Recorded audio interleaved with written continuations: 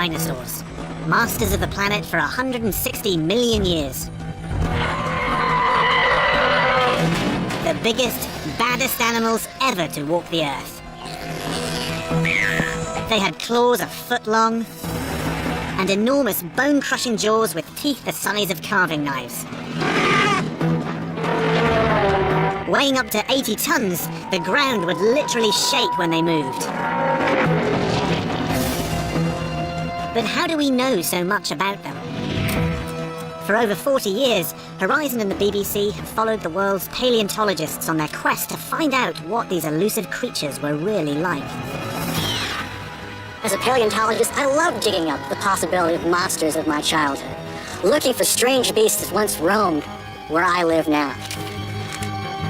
Over time, with only bones and tiny fragments of information to go on, scientists have managed to piece together the complex jigsaw puzzle that is the life of the dinosaurs.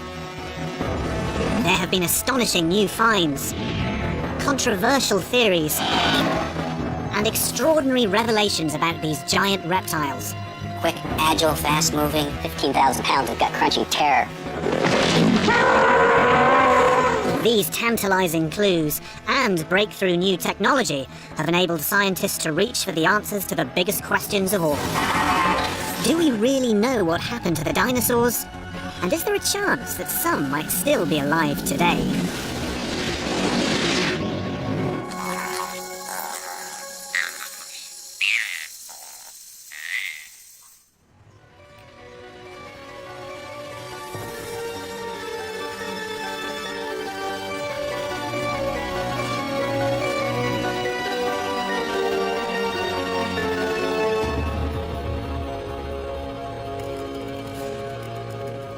When Horizon first began reporting on dinosaurs over 40 years ago, paleontology was a science based on a lot of speculation and not that much evidence. Scientists really just had bits and pieces to go on. So it's hardly surprising that the dinosaurs we came to know and love were really just a mixture of fact and fantasy.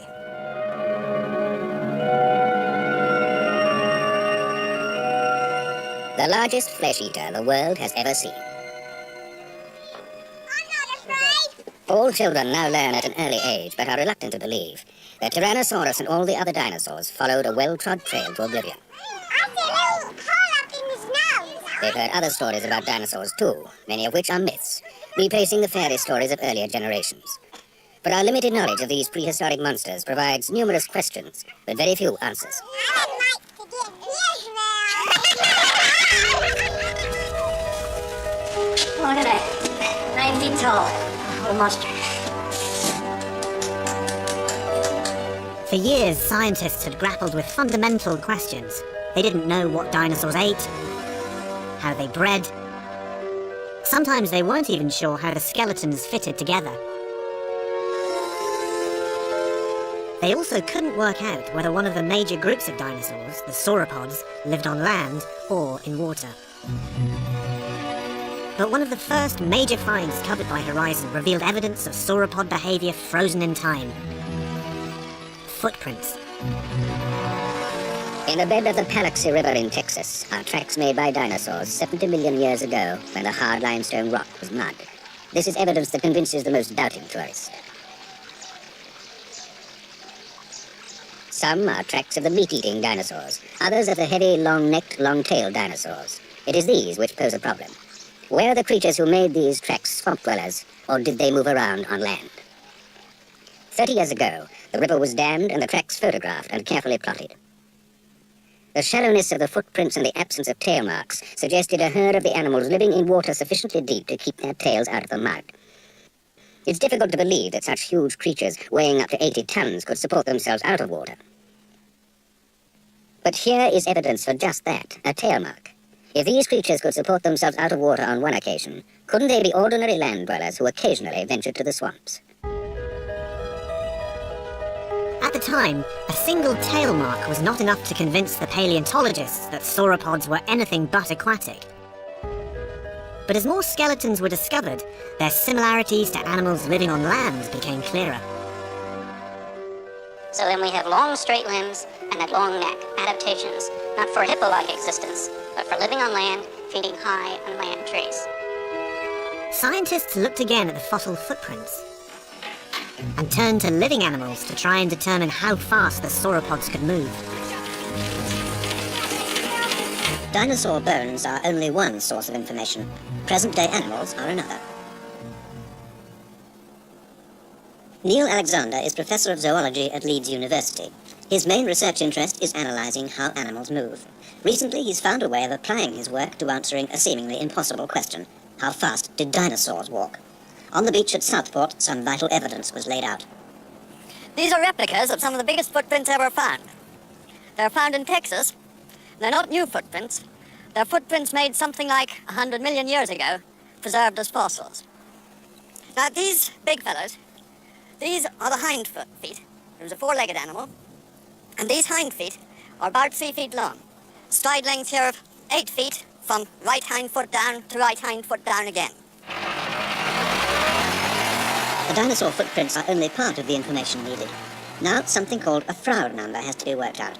It's a mathematical formula relating the size of an animal's legs to the way its stride increases as it moves faster. Now we're going along about 5 miles an hour, and the horse is walking. Each foot is moving in its own time. There are no 2 feet going together. We're going to speed up a bit, and then you'll see the gait change. If we go up now to about 10 miles an hour, there we are. The diagonally opposite feet are moving together. Now if we speed up again and go further, there we are. Going through a canter into a full gallop. In the gallop, we've got the 2 forefeet moving about together, the 2 hind feet moving again about together. And there we must be going at something like 20 miles an hour. Professor Alexander has studied dozens of animals, from tiny gerbils to huge elephants, and worked out their Froude numbers. From these, he's able to estimate what the Froude number for any animal of any size will be. And so we find out what the Froude number is for the dinosaur and how fast the dinosaur was going. And it's awful slow. 2 miles an hour. Now, 2 miles an hour, that's a slow walk for a man. For something with legs 3 times as long as a man, it's a very slow walk indeed. Professor Alexander's work had reinforced the widely held view that dinosaurs were slow, lumbering reptiles.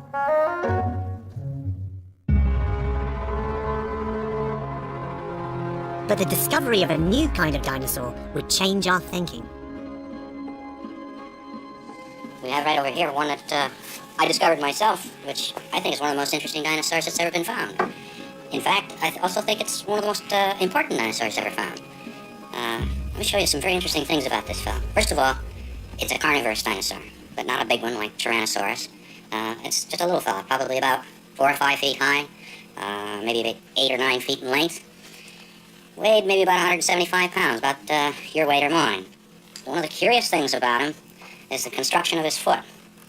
And the peculiar thing about this is the very large sickle-like claw on the one toe. And remember that in addition to this long bony claw, there was a horny sheath that fit over that, so that the total claw was probably half again as long. Obviously not designed for walking, and quite certainly an offensive weapon. This strange structure, which we had never seen before in any of the carnivorous dinosaurs, is the reason that I coined the name for this that I did. Terrible Claw, Deinonychus. But he was a fellow I wouldn't want to meet on a dark street at night, I'll tell you.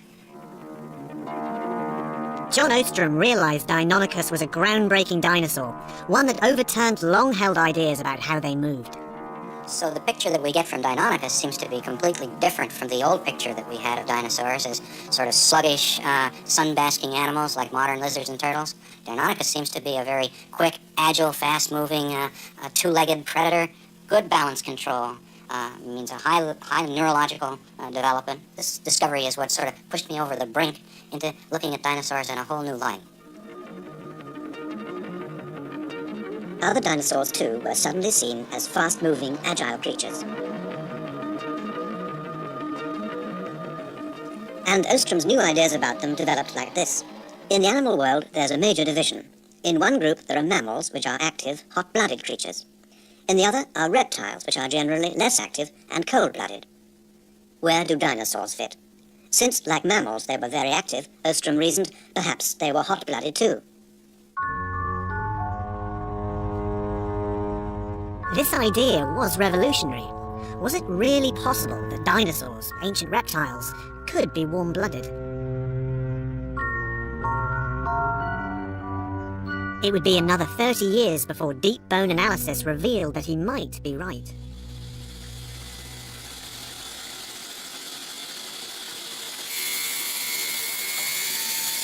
For years, paleontologists have been looking at the outsides of dinosaurs. On the outsides, we can understand how dinosaurs evolved and how their anatomy changed over time, but deep inside the bones, we can actually trace dinosaur life. By analysing thin cross-sections of fossilised dinosaur bone, Christy Curry-Rogers is helping to rewrite what we know about dinosaurs from the inside out. I think let's go with this one and the smaller one. Those two look good. Okay. One of the things that we see when we crack open dinosaur bones is a story of a very fast growth rate throughout life history. We see that dinosaurs were growing very, very quickly on par with modern mammals and birds, not like reptiles at all. This is a great example from a young Apatosaurus, a young, large sauropod dinosaur. All of these white spaces that we see here are places where blood vessels used to flow through this bone when the animal was still alive. And this is completely different than the bone that we might see of a reptile like a crocodile or a turtle. Instead, this is a lot more similar to those bones of mammals and birds. What she's discovered from deep within the dinosaur bones has reinforced the idea that at least some of them were warm-blooded. Dinosaurs, just like other modern animals, probably were fairly well adapted for whatever thermoregulatory strategy. I think that they were perfectly well adapted to deal with the problems of maintaining a body temperature.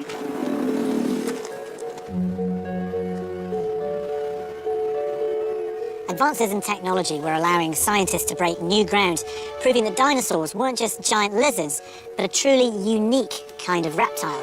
But like a detective looking for clues, finding a whole dinosaur skeleton was the paleontologist's dream. And in 1990, an American fossil hunter hit the jackpot.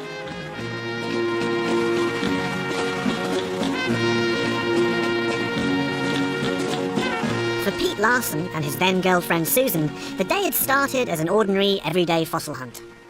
We were out actually digging on a Triceratops skull that my 10-year-old son Matthew had found. And we were just having a grand old time. It's a very, very nice small Triceratops skull. And all of a sudden, Susan walked up with a couple bone fragments. And I said, "Is there more?" And she said, "There's lots more." Nothing could have prepared them for what they'd found. I looked up the face of the cliff and I saw an expanse about 8 feet wide and perhaps 2 feet deep with bones jutting out everywhere. And as I crawled up to the top of this exposure, I saw 3 articulated vertebrae. I knew that they had to come from a T-Rex because of the size of the curve of those bones. They were obviously parts of vertebrae from a meat-eating dinosaur. And when I saw those 3 articulated vertebrae, I knew this was going to be the most important specimen that we'd ever dug on. I just knew it. Pete Larson marveled at the size of the partially exposed killer dinosaur and nicknamed it Sue, after his girlfriend. It was like clawing our way to the top of Mount Everest. And as we were uncovering it, we could see the top. And as we got her out of the ground, we were there. We had climbed the Mount Everest of paleontology.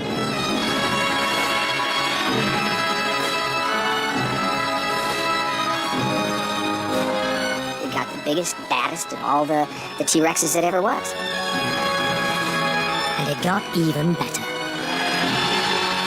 Sue was extremely well preserved and nearly complete, exactly what Pete Larson had dreamed of finding. At long last, here was a chance to study the world's ultimate killing machine in extraordinary detail, and all from just this one specimen.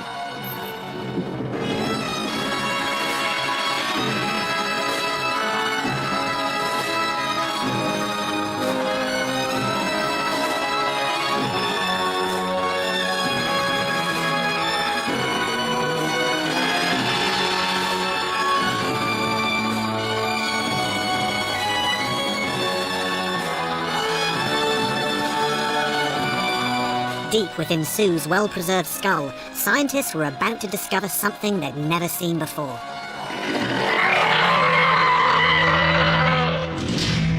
And cutting-edge technology would allow them to see it in exquisite detail.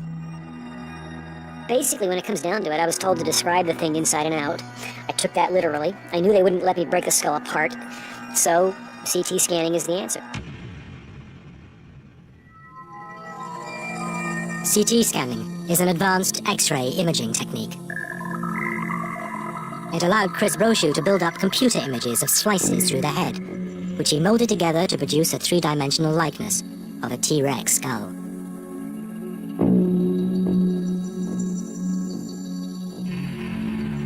Then, painstakingly, millimeter by millimeter, he followed the contours on the inside of this skull to reveal the structure of a T-Rex brain.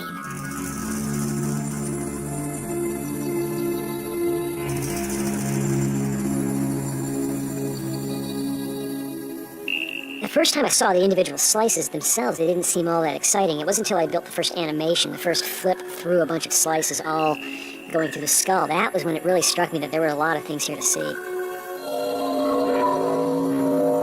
The CT scans revealed something scientists have never before been able to see in such detail. Protruding from the delicate network of brain tissue was the optic nerve.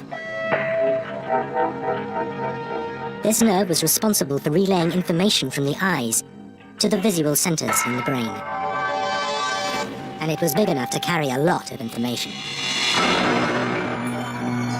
The scans seemed to confirm T-Rex did indeed have a key attribute of a skilled predator. It would have been able to seek out its prey at a distance and destroy it with the accuracy of an assassin.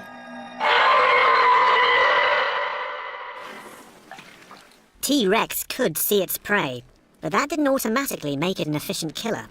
To get to grips with its enormous jaws, scientists devised a risky experiment. Lockjaw.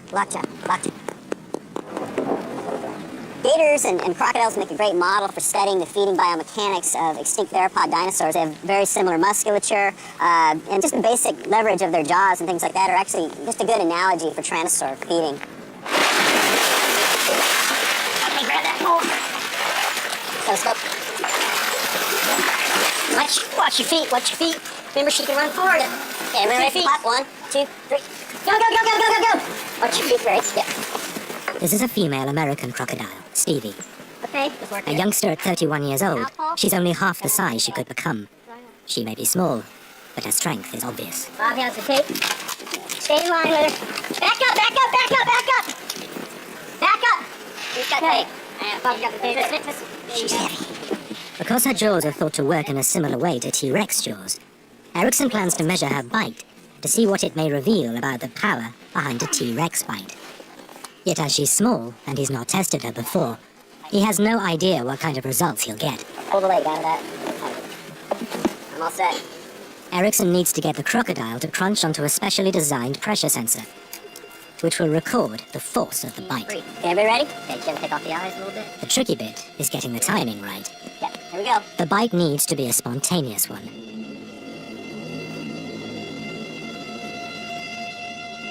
Okay, here we go. Hang on.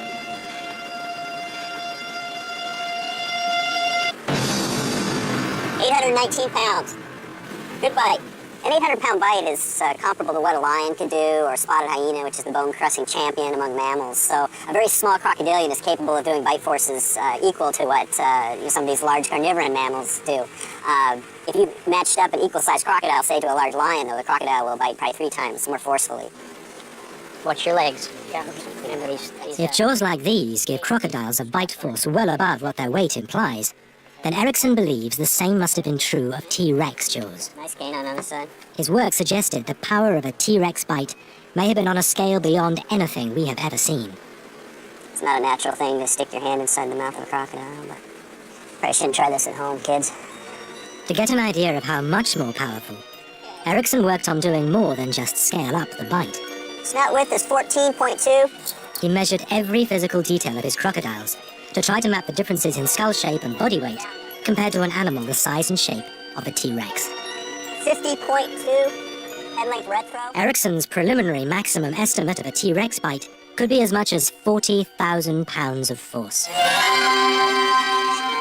That's about 50 times more powerful than our crocodile.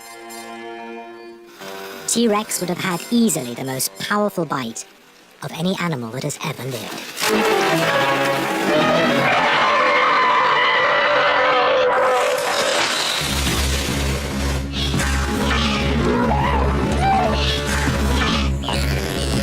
The combination of new finds and advanced technology has enabled paleontologists to interpret fossils with greater certainty. We now know more than ever before about what dinosaurs looked like, how fast they grew, their skill as predators, and how they moved. All building a convincing picture of how the dinosaurs came to dominate the Earth for over 160 million years.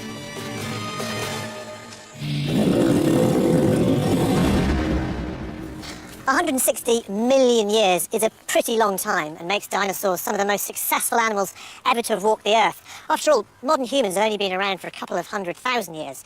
Now, evidence of dinosaur life fills the geological record, but then suddenly, 65 million years ago, it all disappeared.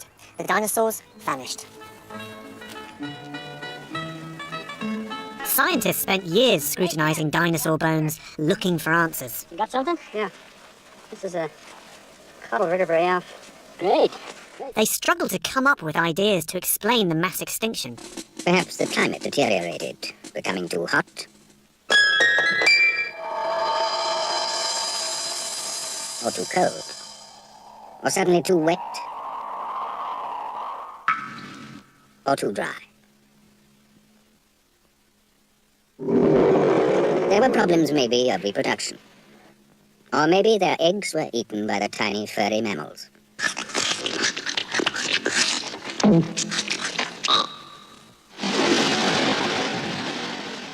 Maybe it was God's will, or lack of standing room in the ark.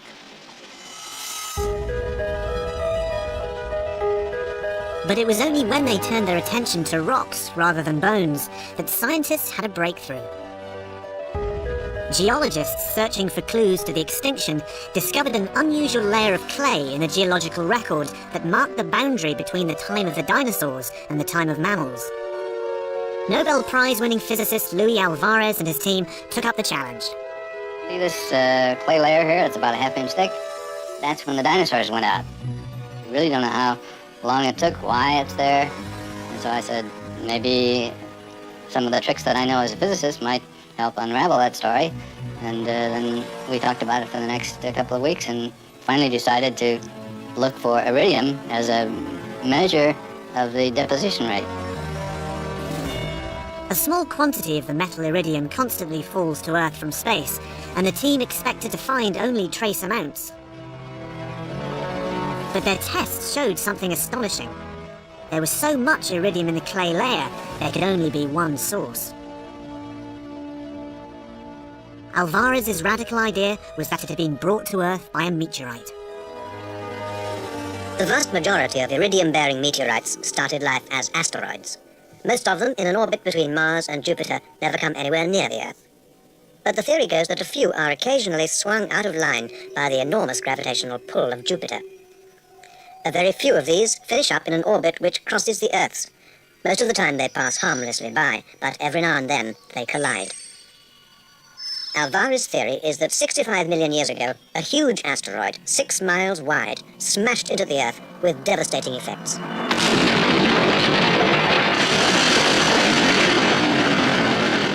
It was this collision, he believes, that covered the Earth with iridium and wiped out the dinosaurs. It's not all that far-fetched. Only 25,000 years ago, a much smaller collision caused Meteor Crater in Arizona. There are larger impact craters on the Earth's surface. Many have been eroded away over time and are rather difficult to recognize. Nevertheless, so far over the whole world, more than 200 have been identified. But none of these is both the right age and size for Alvarez's theory. However, there's an alternative. The asteroid may have landed in the sea. Dr. Cesare Emiliani. We have no evidence at all of a crater of the size that this asteroid should have made either on land or on the ocean floor. This is a map that shows the structure of the ocean floor. On the other hand, we have quite a bit of evidence indicating that plant life on the continents in a broad area ranging from the Urals to the Rockies suffered somewhat at the end of the Cretaceous, while plant life west of the Urals, from the Urals to the Rockies around the North Atlantic, suffered very little or nothing at all. That would seem to indicate that the point of impact of the asteroid was somewhere between the Urals and the Rockies. Now, we have no crater on land, we have no crater on the visible ocean floor, on what we see now, but a portion of the ocean floor since then has disappeared under the continent, because the oceanic crust moves toward the continent and dives under the continent. There is a substantial chance that the asteroid might have hit an area of the ocean floor that has since disappeared. So if one were to make a wild guess as to where the asteroid might have hit, one would say somewhere in the North Pacific, around here. Without finding a crater, it was hard to prove that it was an asteroid that had killed off the dinosaurs. But by 1997, scientists realized they'd been looking in the wrong place. A number of circular structures had been found in the Caribbean. The shape of islands, circular structures in the seafloor, circular geophysical anomalies. When you're looking for an impact crater, usually the obvious thing, because most craters around, is looking for something big and round. One of Hildebrand's suspects was on the Yucatan Peninsula of Mexico. There, the state oil company, Petrolinas Mexicana, had detected a strange circular anomaly in the Earth's gravity field.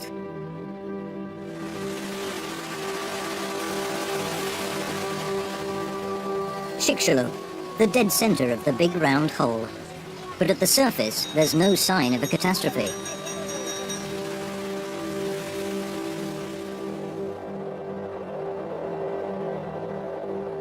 The 200-kilometer wide crater is hidden. It's buried hundreds of meters beneath the Earth's surface, so Hildebrand had to investigate it in some other way. We've taken another 1,400 measurements and combined them with the data that Petroleos Mexicanos already had to make this map of the gravity field. Here you can see how this concentric circular structure that represents the crater. From here to here is about 180 kilometers. Petroleos Mexicanos had known about this big buried structure for decades. They had drilled several wells into it for oil exploration beginning in 1952. When they did so, they found what they thought was volcanic rock and stuff. But this contained shock quartz all through it and impact glass and so on. These are the classic signs, the deposits you'd expect in a big impact crater. The rock proved to be precisely 65 million years old, the age of the mass extinction. Here at last was the first confirmation that Chicxulub was ground zero. Hildebrand confirmed the theory proposed 17 years earlier that a devastating asteroid had hit the Earth 65 million years ago.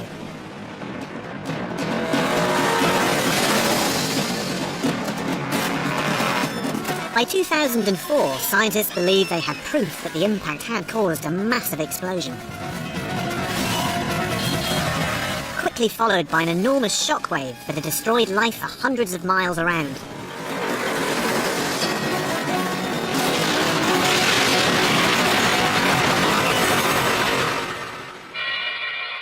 And there was more. Investigations of the layer of rock that marks the time when the dinosaurs disappeared, known as the KT boundary, revealed further evidence of what had happened in the aftermath. These are called spherules. They're actually made of round rock globules, so we know they're condensed from a very hot vapor cloud. And it also tells us, some of the mineralogy in there tells us that these spherules, these globules, originated at very high temperatures. Well, that's exciting. You know something hot happened. And hot is associated with an impact. The spherules were evidence that the fireball had vaporized billions of tons of rock. In outer space, the vapor condensed into tiny droplets, which fell back all over the Earth as white-hot spherules.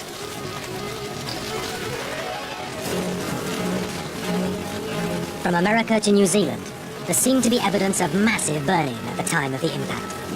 It looked as if the world's forests had spontaneously ignited as the rain of spherules heated the atmosphere by up to 1,000 degrees centigrade.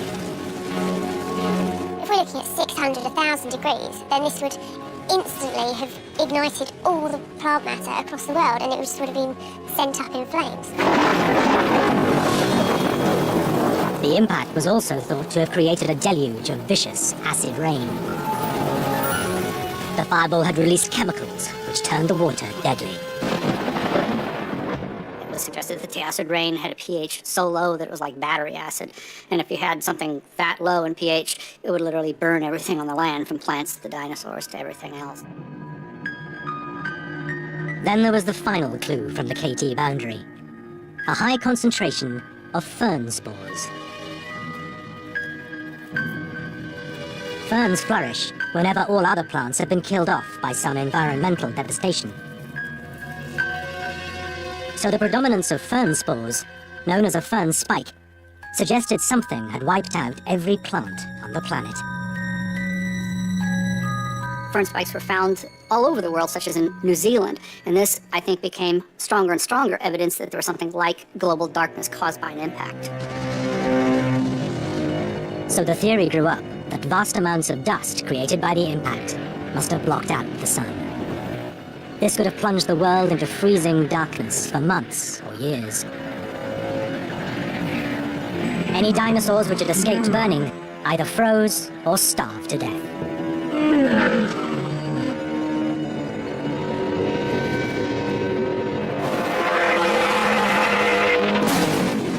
The mysteries surrounding the death of the dinosaurs finally appeared to have been solved.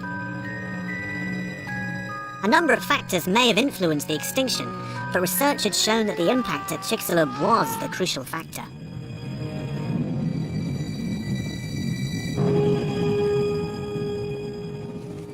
We should probably be thankful for that mighty asteroid, because if the dinosaurs hadn't been wiped out, then mammals may never have flourished and we might not exist. So what would have happened if an asteroid hadn't hit the Earth and the dinosaurs had survived? Well, it's a thought that's given rise to some fairly novel ideas.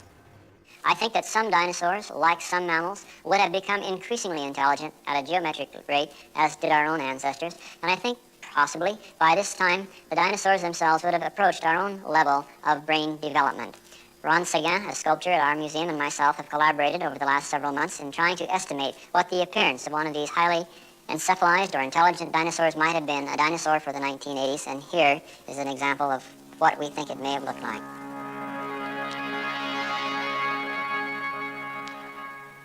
Their model of a 20th century dinosaur incorporates many features of the original reptiles. The binocular vision, the absence of an external ear, a deep chest cavity with ribs all the way down the abdomen, opposable fingers, and no external genitalia. But it looks closer to a human being than a brontosaurus. In building it, have they perhaps unwittingly favoured our own kind? I don't think so. I think just as the birds and the bats and the flying reptiles all have a crudely avian form, I think so too there is a meaning to the human form, so that we are, in effect, adapted to interact with an environment as highly encephalized bipeds or walking animals with a very large brain. So perhaps if it were not for a chance collision with an asteroid, creatures very like this could be ruling the world today, just as they did all those millions of years ago. Let's imagine perhaps that the dinosaurs really did become some sort of dinosauroid. The great rock doesn't fall out of the sky. It's a bright light in the sky. The dinosaur says, "What's that?" No idea. The mass extinction is postponed. In fact, it's cancelled. So what's happening then? We've got the apes rapidly evolving, and then they're beginning to look over their shoulders because, just conceivably, there are also these dinosauroids doing rather similar things. And then, of course, it's fascinating. What would have happened? Would it have been an evolutionary race? Maybe there would have been a winner. Or maybe, ultimately, unbelievably, madly, it could have been perhaps even a cooperation. The utopian notion of dinosaurs and humans sharing the planet may appeal, even be plausible to some. But most paleontologists see the dinosauroid as an insult to dinosaurs. There's probably some good ideas there. The brain was getting bigger, and they probably would have continued to outcompete other animals. But for them to become fully erect like humans, I think is a little bit fanciful. Dinosaurs would have continued to develop. They would have continued to specialize. They would have adapted. But they would have adapted and specialized as dinosaurs. They wouldn't have become primates or primate-like. The idea that dinosauroid could exist as a scientific question, it's bogus. It's about as bogus as it gets. And it is fairly arrogant to think that the end point of all evolutionary trajectories should sort of emulate human beings. If the asteroid had never hit, life on Earth could have been very different.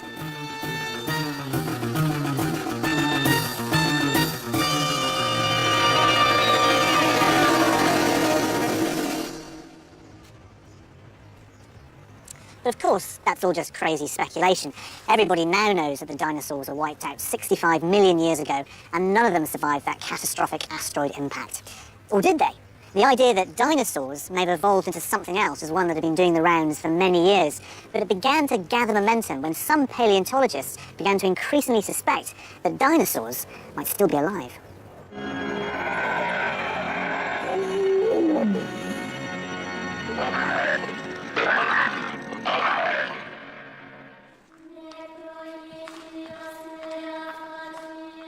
The Natural History Museum, London. Within these hallowed halls lies the fossil that first hinted at the origin of birds. Discovered in Germany 100 years ago, superstitious quarry workers thought it was a fallen angel.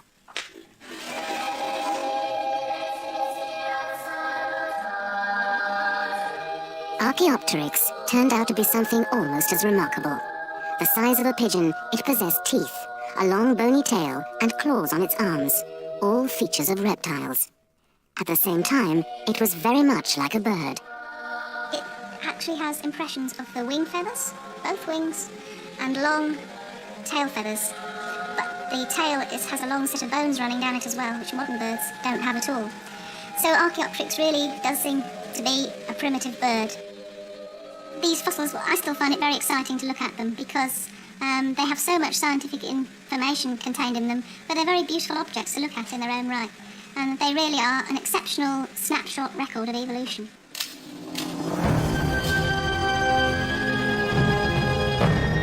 That fossil was to be the key to something that John Ostrom had been thinking about for decades.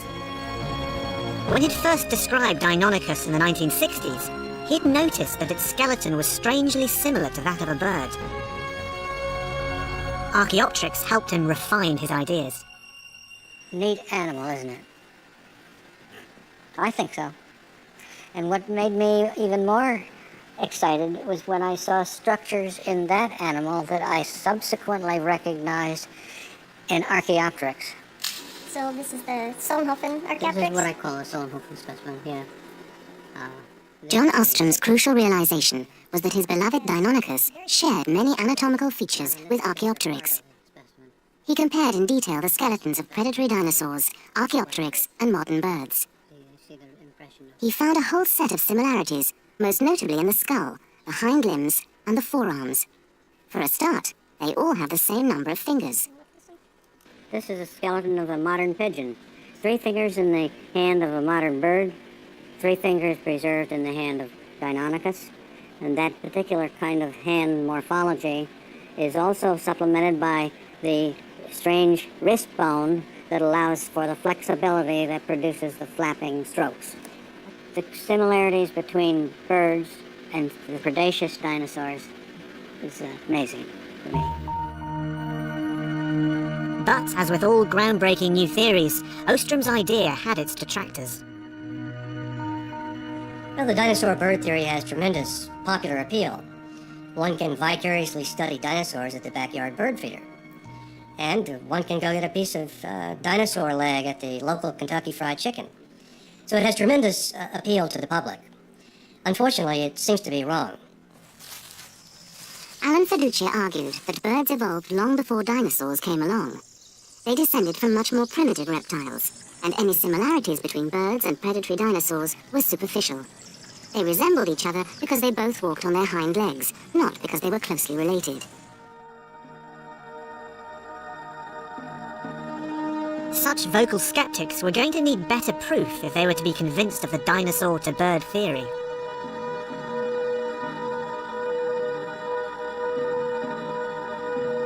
And in 1999 in Tucson, Arizona, fossil collectors thought they might have come across a specimen that fitted the bill.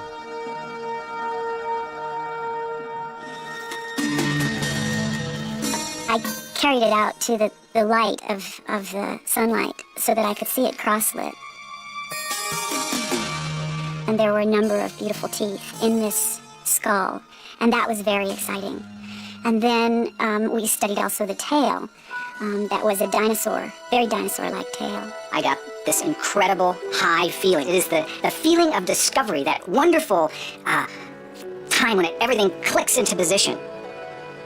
The two fossil dealers thought they could be looking at one of the most important fossils ever found, A specimen that would prove beyond doubt one of the most controversial theories in all of evolution. This fossil, this clearly cross between a bird and a dinosaur, was what everybody had been looking for. And here it was, right there, right in front of my eyes, and I was one of the first people to see it. I looked it over very carefully, literally under a magnifying glass. And I was looking for any telltale features, particularly on the tail. I wanted to look at that tail very carefully because it was clearly a dinosaur tail. The world of paleontology was gripped, and a team of experts was assembled to investigate.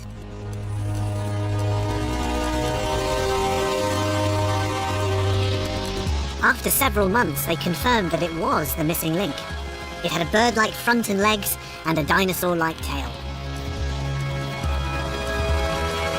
They called it Archaeoraptor, ancient hunter, and proudly presented it to the world. Scientists could now say that dinosaurs evolved into birds. One of the most important theories in evolution was finally proved.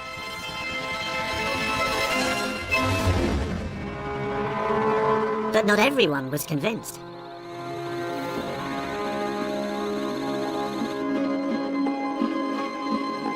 At the University of Texas, Tim Rowe had used a CAT scan to study the fossil.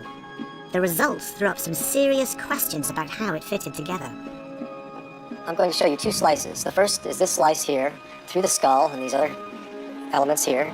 And the second slice will be back through the ankle and through the tail, through this critical region here, through one of the legs. Now when we go to these slices, here's what we see. Here's the skull. And we can see the skull is part of this upper layer of shale. And with this, you can see the fracture pattern here. Here's some very tight fractures that fit together. Here a pair of curved fractures, one fitting against the next. A straight fracture. The pieces on either side are the same thickness, they're the same density. But when we get out here to the very edge of the block, this piece is a little bit thicker than the piece it's glued against. It's also a little denser than the piece it's glued against. Now, as we move down to the tail, to the critical area, we can see that it's completely surrounded by grout, and that there are no natural ties between the tail piece and this piece to the right or this piece to the left. In fact, it's just swimming in this ocean of grout here. And as we mapped through the entire specimen, we found that there were no verifiable fits between the tail and any of the other parts anywhere else in the specimen.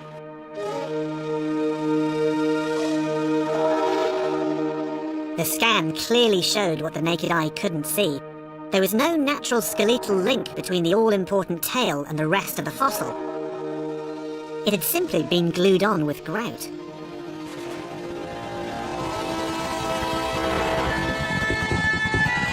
The vital evidence that seemed to prove the link between birds and dinosaurs was a fake.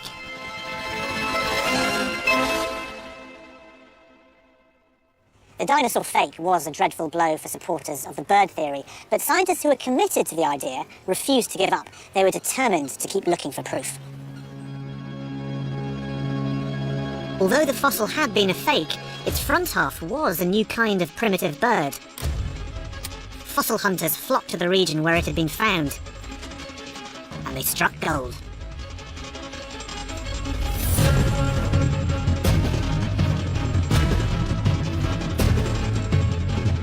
Extraordinary, well-preserved fossils revealed dinosaurs and birds not only shared features like downy feathers, but also hollow bones and similar pelvises and hind limbs.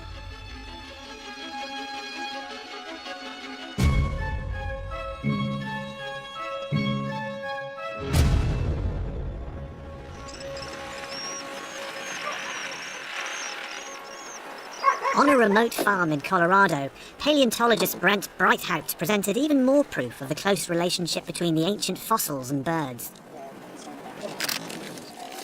Very good. Well, that should make an excellent track. Here we have two tracks that we recently made. This one here is from the Red Gulch dinosaur track site. This one here preserves the three-toe impressions, the tridactyl impressions of the foot of the dinosaurs, the small to medium-sized theropod dinosaurs that lived up there. Now over here, we have one that we just got from this site. Again, a nice tridactyl footprint. Again, very well preserved. If we compare both of these casts, we can see these particular tracks look very, very much the same. But these footprints are not those of a theropod that died over 65 million years ago. These are only a few hours old. There's dinosaurs in them there hills. In fact, dinosaurs are everywhere.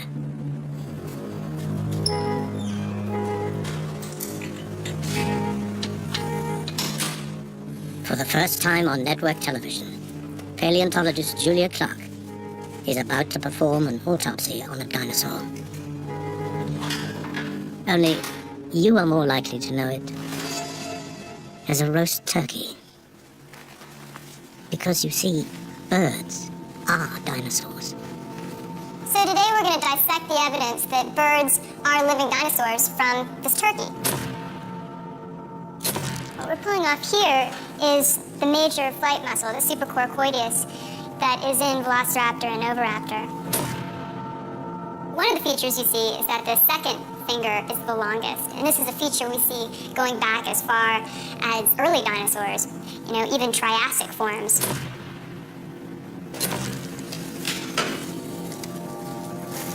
Of course, we're all familiar with wishbones from any kind of turkey meal, but wishbones actually are one of the kind of most intuitive pieces of evidence that birds are living dinosaurs, because we have wishbones now from a whole variety of theropod dinosaurs, including relatives of Tyrannosaurus and Velociraptor, and even earlier dinosaurs such as Coelophysis.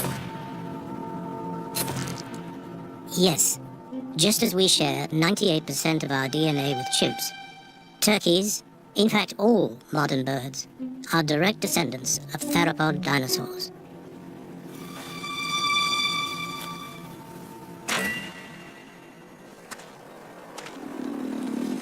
And the freshly made dinosaur tracks in the hills of Colorado? Emus. Inwardly, outwardly, even in the way they move. The similarities between theropod dinosaurs and birds are numerous. But being warm-blooded, their ultimate success was in an evolutionary solution to the need to keep warm. Large dinosaurs really don't have a problem with body heat. Basically, if they have a problem, it's getting rid of excess body heat. But small dinosaurs have this problem. They're losing their heat all the time. So it would be a good thing if a small dinosaur was warm-blooded for it to have some kind of insulation on its body. It started with the development of thin, downy filaments. In time, those filaments strengthened and thickened. As non-flying birds, emus are perhaps one of the best examples of feathers as they were originally designed, as an insulating layer. Once you have those long feathers, then of course it does give you an aerodynamic advantage as well. If you have that advantage, then selection starts working on that advantage. And it may well be that that was forcing these feathers to become longer and longer until finally that animal not only jumped across the ditch, it actually flapped its arms and flew across the ditch. And so it seems that flight, far from being the reason for the evolution of feathers, may have been a byproduct. But with it, some dinosaurs were already adapting in ways that would equip them for life after the meteorite impact. The fact of the matter is that the age of the dinosaurs never actually ended. Dinosaurs did survive the cataclysmic event of 65 million years ago. So when we talk about dinosaurs living with us today, and the fanciful notion of what it would be like, it's not so much fantasy. They're right there. The dinosaurs have not only survived, there are far more species of them on the Earth today than there are mammals. They're not the biggest animals anymore, but still there's over 10,000 living species of descendants of dinosaurs. They didn't actually go extinct at the end of the Cretaceous period like everybody thinks. They're outside flying around. We can't go into a forest without hearing dinosaurs. So, in that sense, maybe they actually won out, and we just think we're on top.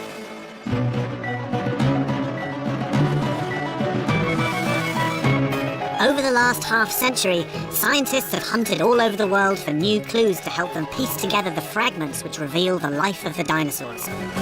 They've come up with ingenious new ways of working out how the dinosaurs lived and behaved, made extraordinary discoveries,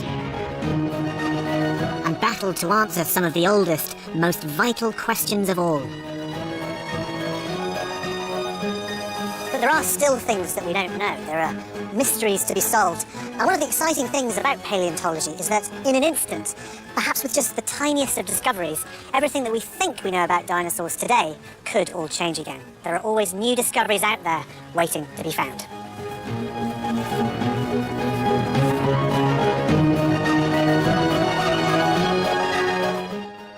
And we're back among the dinos for Rex Appeal here on BBC4 next Wednesday at 9. And a look at the dinosaurs in the movies.